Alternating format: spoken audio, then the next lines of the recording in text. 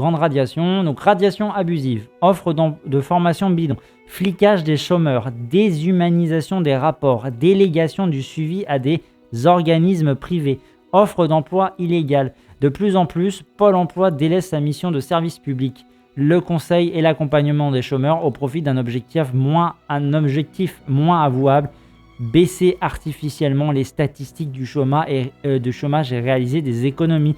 Pour cela, il n'hésite pas à filtrer avec l'inégalité, profitant de la méconnaissance de leurs droits par les demandeurs d'emploi. Un gigantesque enfumage que confirment tous nos témoins, chômeurs, syndicalistes et même conseillers Pôle emploi remontés. Donc oui, on n'a pas forcément vu aussi, c'est ça qu'on a un peu bâclé, enfin, c'était pas forcément le sujet du jour, mais on s'est pas beaucoup intéressé à l'agent Pôle emploi, formateur Pôle emploi ou je sais pas quoi, mais il y a à creuser sur ce sujet aussi. Inscrit depuis 3 ans à Pôle emploi suite à un licenciement économique, Miguel, dont le prénom a été évidemment modifié, a jonglé entre contrats précaires et période de chômage, cumulant salaire à temps partiel et complément d'allocation chômage. De nouveau sans emploi depuis la fin de son contrat aidé, il s'en va passer les fêtes de fin d'année en famille, à l'autre bout de la France, l'esprit tranquille. Avant de partir, il a en effet vérifié son agenda personnel sur le site de Pôle emploi. Aucun rendez-vous à l'horizon dans les prochaines semaines. Mais à son retour à Grenoble depuis janvier, une mauvaise surprise l'attend. J'ai reçu un courrier Pôle emploi m'informant ma radiation, raconte Miguel. Raison invoquée, mon absence à une convocation fixée le 3 janvier, envoyée le 27 décembre sur mon espace personnel. D'habitude, je le consulte régulièrement, mais entre Noël et Nouvel An, j'avais un peu la tête à autre chose. Du coup, je l'ai découvert trop tard. Voilà, les petites méthodes de pute où on t'envoie un rendez-vous au dernier moment. De là à croire à un piège, il n'y a qu'un pas. On ne va pas me dire qu'il ne pouvait pas prévenir plus tôt. Forcément, pendant les fêtes, plein de gens ne vont pas voir leur espace personnel régulièrement. Et puis un rendez-vous le 3 janvier à 8h30. Tu fais comment quand t'es parti fêter le réveillon ailleurs et que tu dois changer un billet de train au dernier moment? J'imagine que dans leur esprit, un chômeur n'est pas censé faire la fête. Bah oui, c'est ça. Conséquence, il doit batailler pour se réinscrire et voir le versement de ses allocations chômage, sa seule ressource actuelle, suspendue. Moi, l'avantage de Pôle emploi, c'est comme j'ai jamais touché une seule indemnité de la part de ces connards, je me permets de le dire, évidemment, ils m'ont pas emmerdé plus que ça. Parce que forcément, 0 € à balancer. Ils m'appellent pas, ils me proposent vite fait des formations quand ça les arrange pour remplir et réduire les chiffres, mais ça s'arrête à là. Mais par contre, les gens, dès qu'ils touchent une indemnité, alors là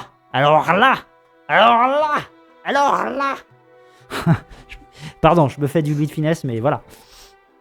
Et oui, forcément, là, tout de suite, on s'intéresse un peu plus à vous.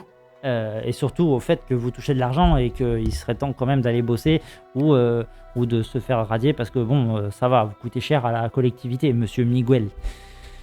Pôle emploi ne peut radier quelqu'un que s'il a été convoqué par lettre recommandée. Le cas de Miguel est loin d'être isolé, les radiations étant légion et de plus en plus récurrentes. Car une personne radiée, c'est un demandeur d'emploi en moins compté dans les chiffres du chômage et les indemnités économisées. Selon Erwan, membre d'un comité de chômeurs CGT, oh là là, CGT encore, la convocation manquée est le motif le plus fréquent. Pourtant, de telles radiations sont généralement abusives et sans aucune valeur juridique. Boris, conseiller Pôle emploi, précise: Pôle emploi ne peut radier quelqu'un que s'il a été convoqué par lettre recommandée avec accusé de réception, reçu au moins une semaine avant la date de rendez-vous. Or, cette obligation n'est respectée que dans moins de 5% des cas. La plupart des gens sont convoqués par simple courrier ou de plus en plus souvent sur leur espace personnel ou mail. Quelqu'un qui a été radié suite à une convocation à laquelle il ne s'est pas rendu à 15 jours pour faire un recours, ajoute-t-il. Il faut juste rappeler qu'aucune lettre recommandée n'a été reçue, seule preuve admise. On a obtenu gain de cause une première fois devant le tribunal administratif et on a fait jurisprudence, indique Erwan. Malheureusement, très peu sont au courant. Boris soupire. Le gros problème, c'est la méconnaissance que les demandeurs d'emploi ont de cette règle. comme Pôle emploi sait que les gens ne vont pas faire recours, il mise là-dessus. Alors toute l'administration, hein, je ne sais pas dans les autres pays, mais toute l'administration française est basée sur le non-recours, par méconnaissance des droits. Et il y a, pardon, il n'y a pas que ça, il y a aussi le fait de pousser les gens à bout pour qu'ils n'aillent pas au bout de leur démarche. Concrètement, le dernier papier que vous nous avez envoyé, il manquait tel truc alors qu'il ne le manque pas, ou alors voilà. Souvent on vous dit il vous manque, est-ce que vous pouvez renvoyer le document? Et du coup il faut renvoyer le document. Et il y a des gens au bout d'un moment ils lâchent l'affaire. Et ça arrive très fréquemment dans toute l'administration en général. Hein. C'est pas que Pôle emploi, c'est pas que la CAF, c'est dans tout quoi. Le conseiller Pôle emploi dénonce en outre la déshumanisation des relations entre conseillers et chômeurs et le flicage généralisé de ces derniers. On est dans un schéma de numérisation et d'information des rapports. On demande aux agents de traiter l'accompagnement et le suivi de façon industrielle exclusivement via mail ou espace personnel. Pourtant, les gens ont le droit de ne pas donner leurs adresses mail ou leur numéro personnel. Mais si Boris en informe systématiquement les nouveaux inscrits, rares sont les conseillers à le faire. Moi, on m'a jamais dit ça, on m'a jamais proposé de ne pas passer par mail ou je sais pas quoi. Entre ces échanges virtuels et l'ouverture des agences, limitées à une demi-journée quotidienne, tout concourt à l'éloignement physique par informatique des gens ayant besoin d'un service. À rappeler que les conseillers Pôle emploi sont payés avec les impôts des Français. Voilà. Et ces grosses feignasses ne travaillent qu'une demi-journée. Bon, pardon, ça faisait un peu de ratard sur les bords, mais bon, voilà. Des fois je me rappelle que ces gens sont payés pour le travail qu'ils font. Et que beaucoup de gens ne sont pas payés pour le travail qu'ils font. Et que ça me fout un peu les nerfs. Administration française, c'est une honte. Ouais, c'est à 100% des cas. Ouais, l'administration, non mais... Moi, il y a eu des trucs où ma mère, elle a dû justifier qu'elle n'était pas la fille de sa mère parce que sa mère l'avait pas reconnue. Et en gros, quand sa mère est morte, ils ont voulu la forcer à payer des trucs alors qu'elle n'a jamais été éduquée et n'est jamais reconnue par cette femme. Et c'est à ma mère de faire les démarches pour leur expliquer ça alors qu'ils savent très bien puisqu'ils ont les dossiers et tout. Donc bon, ces gens-là, ils font tout ce qu'ils peuvent pour aller récupérer de la thune quelque part.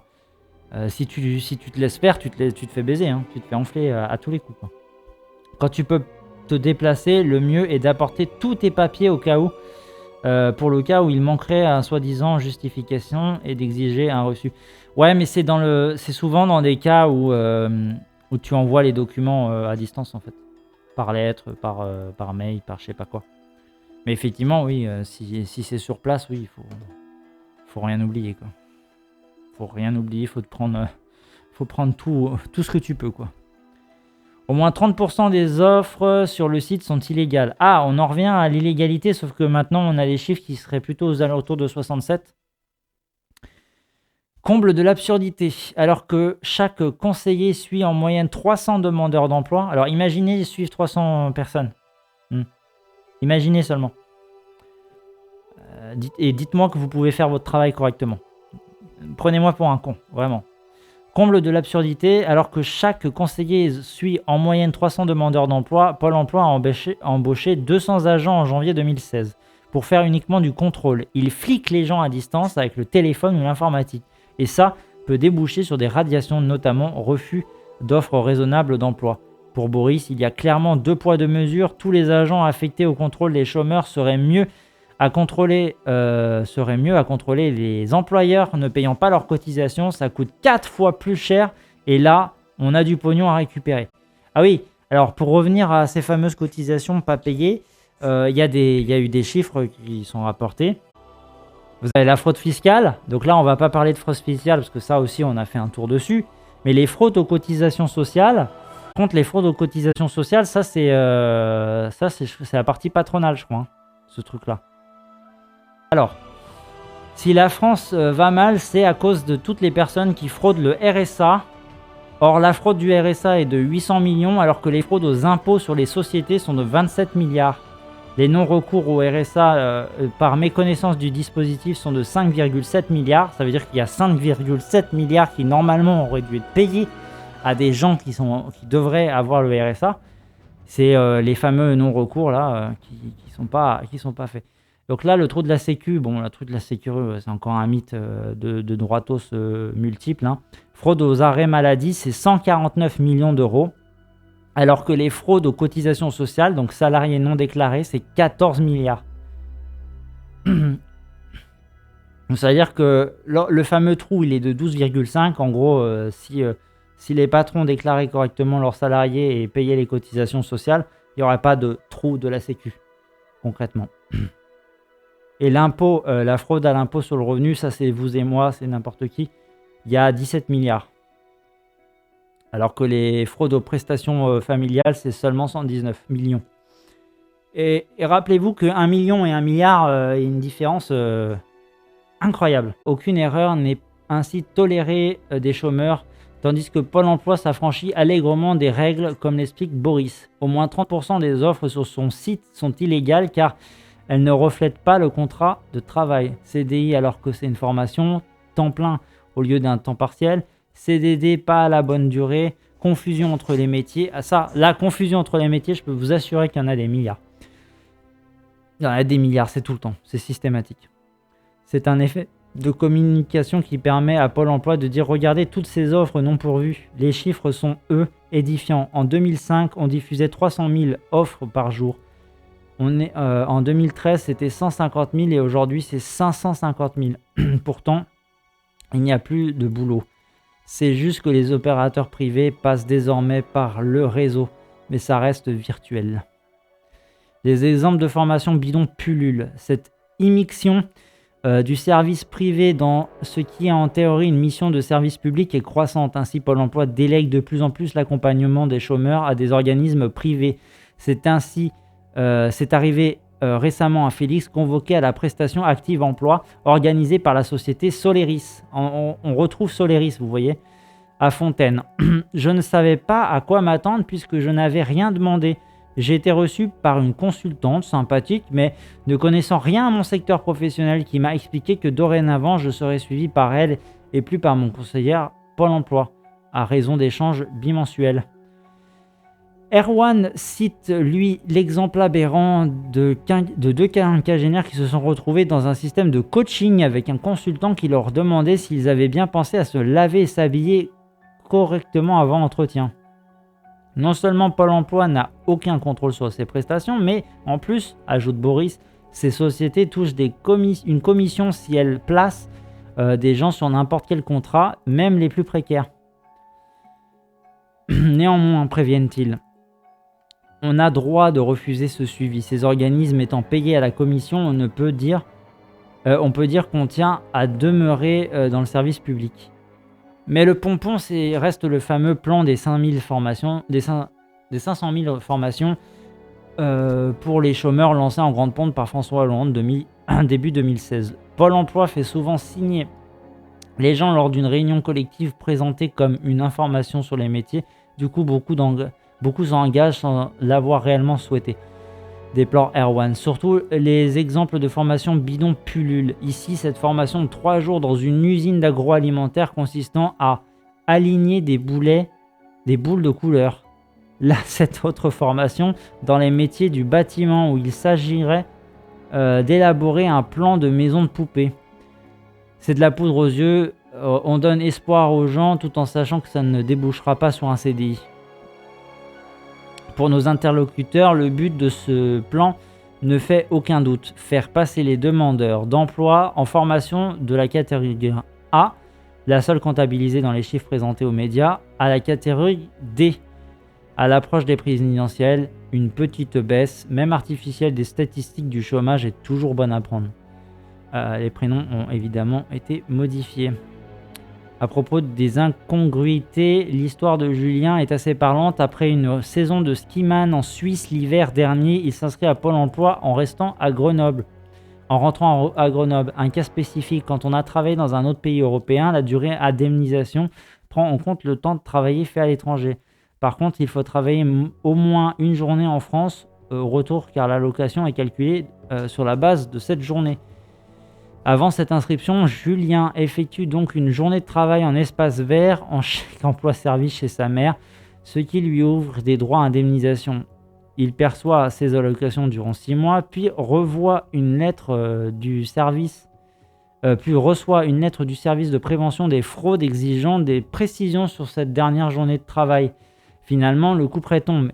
Ils m'ont coupé mes droits et me réclament le remboursement d'un trop-perçu de 15 000 €. Ils disent que je n'avais pas un vrai contrat et que j'ai trop gagné pour 8 heures. Mais j'avais fait tout dans les règles. Depuis, Julien s'est lancé dans un combat juridique contre Pôle emploi. Conseiller Sud Solidaire et un avocat, Erwan de la CGT Chômeurs, pointe l'injustice des trop-perçus. Les gens n'ont pas à payer pour les erreurs de Pôle emploi. Pour intenter un tel recours, il est conseillé d'ailleurs de ne pas commencer à payer. C'est le cas aussi à la CAF, ce genre de trop-perçus et tout ça. Ils font des erreurs et après ils vous font payer. Ils vous mettent bien, vous êtes en dette de, vous nous devez de en majuscule machin, alors que c'est eux qui se sont trompés. Alors ça c'est systématique aussi. On vous fait bien comprendre que tout est de votre faute, quoi. Même dans un papier, voilà, genre, vous n'êtes pas obligé de mettre dette. Déjà, c'est pas une dette, c'est vous qui avez fait l'erreur. À la limite, vous pouvez demander poliment qu'on vous rembourse. Je sais pas, je sais même pas si c'est légal, mais bon, voilà. Vous faites des erreurs, assumez vos erreurs, quoi. Il n'est pas forcément facile pour nous, aux postillons, de compatir au sort d'un saisonnier qui touche 4 fois nos revenus en indemnité chômage. Pourtant, le vrai scandale, les accords bilatéraux entre France et Suisse est à chercher ailleurs que dans les combines légales des travailleurs frontaliers. Depuis une convention en vigueur en 2009, les cotisations versées en Suisse par les employeurs ne sont plus reversées à l'UNEDIC. La France assume ainsi l'indemnisation des chômeurs après qu'ils ont travaillé en Suisse, cotisé en Suisse et enrichi la Suisse, qui en a bien besoin. Pôle emploi peut toutefois réclamer le remboursement des 6 premiers mois aux caisses suisses, mais doit avancer la trésorerie et payer les mois suivants. Et le mieux, c'est que ça marche même pour les Suisses résidant en France. C'est donc ça la solidarité internationale. Même, on voit bien qu'il y a quand même un truc qui ne va pas dans comment c'est fait. Le mec, pour toucher ses droits, il va travailler un jour, machin, quoi. Et après, il se fait taper sur les doigts parce qu'il a fait ça, quoi. Alors que c'est la seule façon d'obtenir le truc. Tu te dis, mais on est où là? On est où ça? C'est incroyable, quoi.